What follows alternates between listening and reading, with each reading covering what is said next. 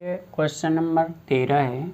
इसके बाएं साइड में जो सारणी का मान दिया गया है इसको हल करके इसका मान 1 plus a square plus b square का होल क्यूब लाना है। तो इतना लाने के लिए ये जो C1 पहला स्तंभ है और C3 तीसरा स्तंभ है, इनको हम लोग हल करेंगे तो इतना मान प्राप्त हो जाएगा। जैसे में देखिए ये C1 है, C1 में 1 प्लस ए स्क्वायर माइनस में बी स्क्वायर है, इसको हम लोग C3 के साथ हल करेंगे। यहाँ b का गुणा कर दीजिए C3 वाले में, यहाँ जब b का गुणा करेंगे तो माइनस में 2b स्क्वायर हो जाएगा और इसको फिर घटा दीजिए तो देखिए माइनस माइनस प्लस हो जाएगा और यहाँ जब प्लस हो जाएगा तो इनको न्यूनतम रूप में हल करेंगे तो 1 प्लस में a स्क्वायर और देखिए यहाँ पर प्लस में है जो 2b स्क्वायर और यहाँ माइनस में b स्क्वायर है, इसको हल करेंगे तो प्लस में b स्क्वायर प्राप्त होगा और यहाँ पर भी b का गुणा होगा तो देखिए यहाँ पर प्लस में 2ab है और यहाँ पर जब b का गुणा करेंगे तो यहाँ पर भी प्लस में 2ab होगा, लेकिन घटा रहे हैं बीच में तो माइनस के चलते यहाँ पर ये 0 हो गया। और यहाँ देखिए ये पहले से 2b है, इसको घटाना है इसमें b का गुणा करके, जब गुणा करेंगे तो b माइनस बी ए स्क्वायर माइनस बी क्यू होगा। अब इसको आप ब्रैकेट को पहले हल करिए तो देखिए माइनस में b हो जाएगा, ये प्लस में बी ए स्क्वायर हो जाएगा, प्लस में बी क्यू होगा। दो ठे b में से एक b को जब घटा रहे हैं आप तो प्लस में b प्राप्त हो रहा है, यहाँ बी ए स्क्वायर प्लस बी क्यू, सब में से आप b को कॉमन कर लीजिए तो यहाँ पर बचेगा 1 plus a square plus b square, इतना प्राप्त होगा।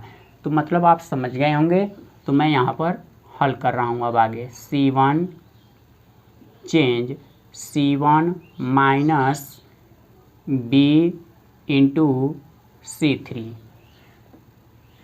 तो इसको और इसको हल करने पर देखिए आपका आंसर जो आया है पहला 1 plus a square plus b square, दूसरे वाले भाग को जब हल किए हैं तो यहाँ पर 0 है और तीसरे वाले भाग को जब हल किए हैं तो b ब्रैकेट में 1 plus a square plus b square, बाकी के जो भाग हैं उनको वैसे ही लिख दीजिए, अभी इनमें कोई परिवर्तन नहीं हो रहा है। तो जैसे हैं वैसे हम इनको लिख रहे हैं अभी। इसके बाद फिर आप चेंज कर दीजिए, C2 चेंज कर दीजिए। देखिए यहाँ पर a का गुणा करके यदि इसमें आप जोड़ रहे हैं तो ये 0 हो जाएगा यहाँ पर, तो हम लिखेंगे C2 plus a into C3। तो पहले वाले स्तंभ में कोई परिवर्तन नहीं है, ये जैसे हैं उनको वैसे ही अभी रहने दे रहा हूँ। 1 plus a square plus b square 0 b into 1 plus a square plus b square. अब देखिए यहाँ जब b का गुणा करेंगे तो 2ab हो जाएगा माइनस में और यहाँ प्लस में जोड़ रहे हैं इसलिए ये 0 हो जाएगा। यहाँ 1 माइनस ए स्क्वायर प्लस बी स्क्वायर पहले से था, यहाँ जब गुणा करेंगे आप a का तो प्लस में 2a स्क्वायर हो गया। अब इनको हल करेंगे तो 1 प्लस इन दोनों को हल करने पर प्लस में a स्क्वायर प्लस में b स्क्वायर, तो यहाँ का जो मान आएगा 1 plus a square plus b square हो रहा है। और इनको अब हल करना है तो देखिए माइनस में 2a पहले से था, इन सब में a का गुणा करना है तो a यहाँ गुणा करेंगे तो a cube a into B square.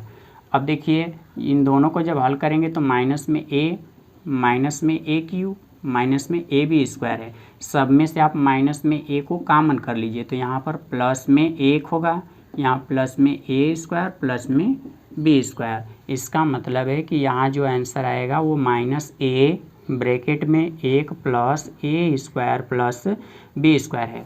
और तीसरे स्तंभ में तो कोई परिवर्तन नहीं है, इसलिए इनको जैसे हैं वैसे ही लिख देंगे।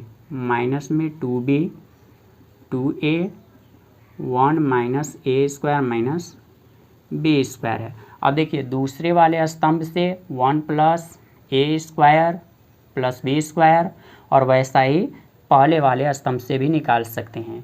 तो यहाँ पर लिखेंगे C1 तथा C2 से 1 plus a square plus b square उभय निष्ठ गुणन खंड लेने पर। तो देखिए यहाँ से जब आप इसको कॉमन करेंगे तो इधर लिखा जाएगा 1 प्लस ए स्क्वायर प्लस में बी स्क्वायर। इसमें का सब बाहर जब निकलेगा तो 1, यहाँ 0, यहाँ पर b प्राप्त हुआ। दूसरे वाले में से जब इसको बाहर निकालेंगे तो वो आके इसके साथ गुणा होगा, 1 plus a square plus b square into, अब ऊपर तो यहाँ पर 0 प्राप्त हुआ, यहाँ 1, यहाँ माइनस में a। तीसरा वाला स्तंभ जैसे है उसको वैसे रहने दीजिए, 2b प्लस में 2a ब्रैकेट में 1 माइनस ए स्क्वायर माइनस बी स्क्वायर है। इसका जब आप गुणा करेंगे, जब लिखेंगे तो 1 plus a square plus b square, क्योंकि दोनों का जब गुणा होगा तो यहाँ पर होल स्क्वायर के रूप में ही प्रदर्शित किया जाएगा। अब देखिए यहाँ पर हम लोग इसका प्रसार कर रहे हैं। जैसे इसमें पहला अवयव 1 है तो इसके सामने की पंक्ति और स्तंभ को छोड़ देंगे, बाकी के जो सारणी होंगी उनको लिख देंगे। जैसे यहाँ पर 1 है, यहाँ पर 2a है, माइनस में a है, और या ब्रैकेट में देखिए 1 माइनस ए स्क्वायर माइनस बी स्क्वायर है। दूसरा वाला जब अवयव लेंगे तो वो तो जिसमें गुणा करेगा वो शून्य हो जाएगा, इसलिए अब इसको हल नहीं करेंगे। अब तीसरा बच गया तो उसके साथ हम लोग प्लस चिन्ह लिखेंगे, तो प्लस तो ये हो गया, और जब उसको लिखेंगे तो वो माइनस में है 2b, गुणा करेंगे तो माइनस में 2b हो गया। तो इसके सामने की पंक्ति और स्तंभ को छोड़ देंगे, बाकी के जो अवयव बच रहे हैं अब इनको देखिए हल करेंगे तो क्या होगा, माइनस a का गुणा जब 0 में करेंगे तो 0, और b का गुणा a में करेंगे तो b। ये देखिए माइनस b का गुणा, क्योंकि यहाँ पर जब हल करेंगे तो आपका माइनस में b होगा, और माइनस माइनस प्लस हो गया, गुणा करेंगे तो आपका यहाँ पर 2b स्क्वायर प्राप्त होगा। ये बाहर है 1 plus a square plus b square का होल स्क्वायर।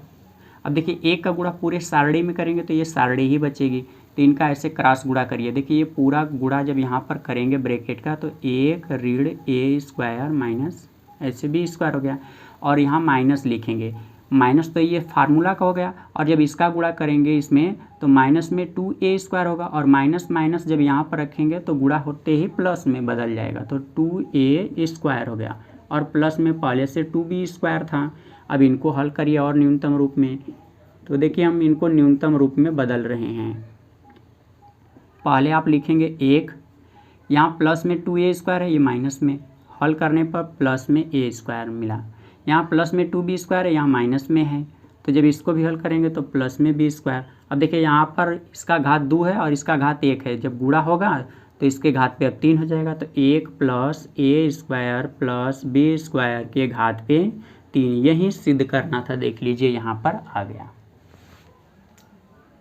क्वेश्चन नंबर 14 है, इसको हल करके इतना लाना है। तो हम लोग बाएँ साइड में ये जो दिया गया है सारणी, इसको हल करेंगे और इतना लाएंगे। अब यहाँ पर हम डायरेक्ट इसका प्रसार करेंगे, तो देखिए आप सबसे पहले ए स्क्वायर प्लस 1 को लिखेंगे, तो इसके सामने की पंक्ति और स्तंभ को छोड़ देंगे, बाकी जो अवयव बचेंगे उनका क्रॉस गुणा करेंगे। जैसे देखिए यहाँ पर बी स्क्वायर प्लस 1 है तो इसका गुणा इसमें होगा, सी स्क्वायर प्लस 1 में बीच में माइनस चिन्ह, सी बी का गुणा बी सी में होगा, तो लिखेंगे B C into C B.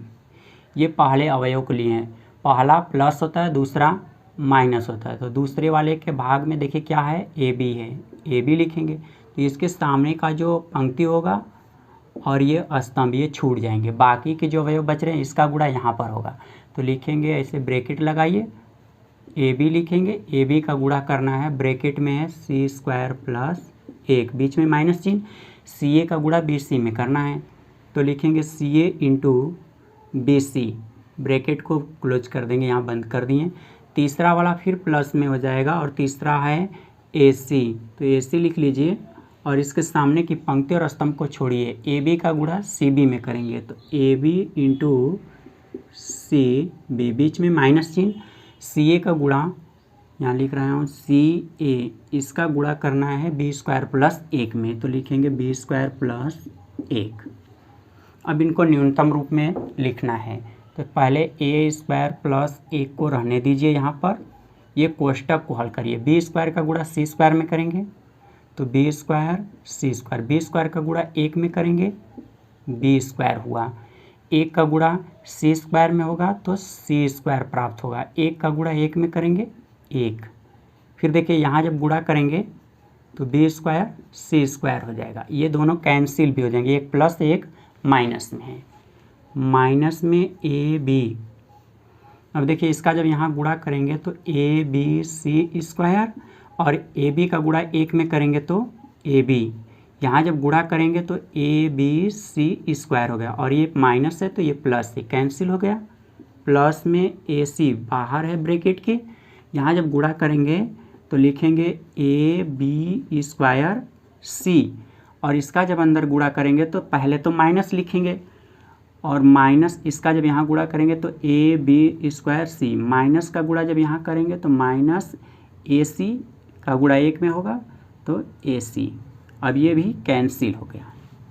देखिए ये बाहर वाला भाग है, यहाँ B square plus c square plus 1 प्राप्त हुआ है, माइनस में ए बी है, और इसी माइनस ए बी का गुणा यहाँ पर बच रहा है प्लस में ए बी, जब गुणा करेंगे तो इन पे स्क्वायर हो जाएगा। इसके बाद यहाँ पर देखिए ये माइनस में ए सी है और यहाँ प्लस में ए सी है, दोनों का जब गुणा करेंगे तो माइनस में ए स्क्वायर सी स्क्वायर होगा। अब इनका अंदर हम गुणा कर रहे हैं, ए स्क्वायर का गुणा जब बी स्क्वायर में करेंगे तो ए स्क्वायर बी स्क्वायर होगा, ए स्क्वायर का गुणा जब सी स्क्वायर में करेंगे तो ए स्क्वायर सी स्क्वायर होगा, ए स्क्वायर का गुणा 1 में करेंगे तो ए स्क्वायर होगा, 1 का गुणा बी स्क्वायर में करेंगे तो बी स्क्वायर होगा, 1 का गुणा जब सी स्क्वायर में करेंगे तो सी स्क्वायर, 1 का गुणा 1 में करेंगे तो 1 होगा। और पहले से यहाँ पर माइनस में ए स्क्वायर बी स्क्वायर माइनस में ए स्क्वायर सी स्क्वायर है, देखिए ये प्लस में है तो यहाँ पर माइनस में ए स्क्वायर सी स्क्वायर है, ये माइनस में ए स्क्वायर बी स्क्वायर है तो यहाँ पर प्लस में, ये कैंसिल हो जाएंगे। अब बच गया इतना चीज़, इसको क्रम से लिख दीजिए, 1 plus a square plus b square plus c square, और इतना ही देखिए यहाँ पर सिद्ध करना है। आप यहाँ पर लिखेंगे लेफ्ट हैंड साइड, तो यहाँ पर लिखना पड़ेगा right hand side. Question number 15 है, इसमें लिखा गया यदि ए एक 3x3 कोटि का वर्ग आव्यूह हो तो मॉड में k इंटू ए का मान क्या होगा। ऑप्शन नंबर ए में लिखा गया k इंटू मॉड में ए, ऑप्शन नंबर बी में है k स्क्वायर इंटू मॉड में ए, ऑप्शन नंबर सी में है k क्यू इंटू मॉड में ए, ऑप्शन नंबर डी में है 3k इंटू मॉड में ए। तो सबसे पहले हम लोग इसको मानेंगे और हल करके देखेंगे इनमें से कौन सा ऑप्शन सही है। तो यहाँ पर हम लोग मान रहे हैं, माना आव्यूह ए बराबर, आव्यूह का ये प्रतीक होता है A1 B1 C1, A2 B2 C2, A3 B3 C3, ये आव्यूह हो गया। अब हमें क्या करना है, इसमें k के साथ a का गुणा है तो दोनों साइड में हम k का गुणा कर देंगे। तो इस साइड में जब k का गुणा करेंगे तो दाएं साइड और बाएं साइड दोनों साइड में गुणा करना होगा, A1 B1 C1, A2 B2 C2, A3 B3 C3। अब आव्यूह का मतलब आप जानते हैं कि किसी भी आव्यूह में अगर गुणा होता है तो वो सभी पदों में गुणा करेगा बाहर से।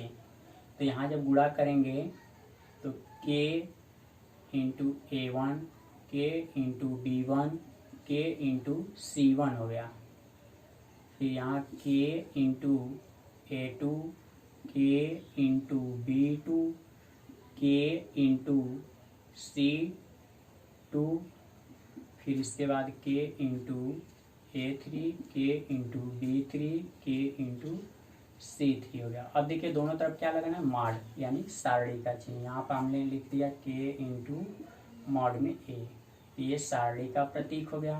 तो इधर भी सारणी लगा दी जाएगी चिन्ह, जैसे जो अवयव थे उनको वैसे ही रहने दीजिए।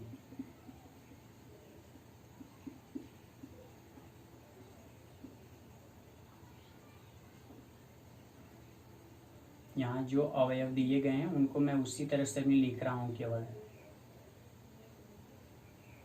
अब देखिए ये सारणी हुआ, तो सारणी में आप जानते हैं कि ये पहली पंक्ति है, दूसरी पंक्ति, तीसरी पंक्ति, ये पहला स्तंभ, दूसरा स्तंभ, तीसरा स्तंभ।